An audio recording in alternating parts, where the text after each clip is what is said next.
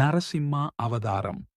அசுர மன்னன் ஹிரண்யகசிபு தனது சகோதரனை விஷ்ணுவதம் செய்ததற்காக விஷ்ணுவை வெறுக்கிறான்.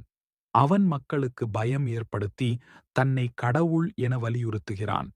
இனி எனக்கு யாராலும் மரணம் வரக்கூடாது என்ற எண்ணத்தோடு அவன் பிரம்மாவை கடுமையான தவம் செய்து வரம் பெற்றான்.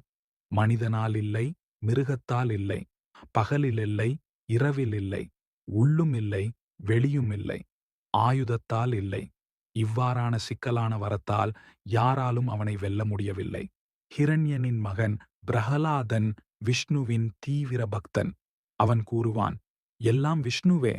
தந்தை அவனை வற்புறுத்தியும் துன்புறுத்தியும் விஷ்ணுவை மறக்க வைக்க முடியவில்லை. ஹிரண்யனின் கேள்வி ஒரு நாள் கோபத்தில் ஹிரண்யன் கேட்டான், உன் விஷ்ணு எங்கே இருக்கான்? இந்த அரண்மனையில் இருக்கானா? பிரஹலாதன் பதிலளித்தான், அவர் எங்கும் இருக்கிறார், இந்த தூணில் கூட இருக்கிறார். ஹிரண்யன் சிரித்துக்கொண்டே தூணை தனது கையால் உடைத்தான். அந்த தூணிலிருந்து விஷ்ணு ஒரு புதுமையான அவதாரம் எடுத்தார். அரை மனிதன், அரை சிங்கம், நரசிம்மா. இந்த வடிவம் ஹிரண்யன் பெற்ற வரத்திற்கு வெளியில் இருந்தது. நரசிம்மர் ஹிரண்யனை அரண்மனையின் வாசற்படியில் உள்ளும் வெளியும் அல்ல, மாலை நேரத்தில், பகலுமல்ல இரவுமல்ல, மடியில் தூக்கி நகத்தால் ஆயுதமல்ல கிழித்து வதம் செய்தார். பிரம்மாவின் வரமும் காப்பாற்றப்பட்டது. தீமை அழிந்தது, நியாயம் வென்றது.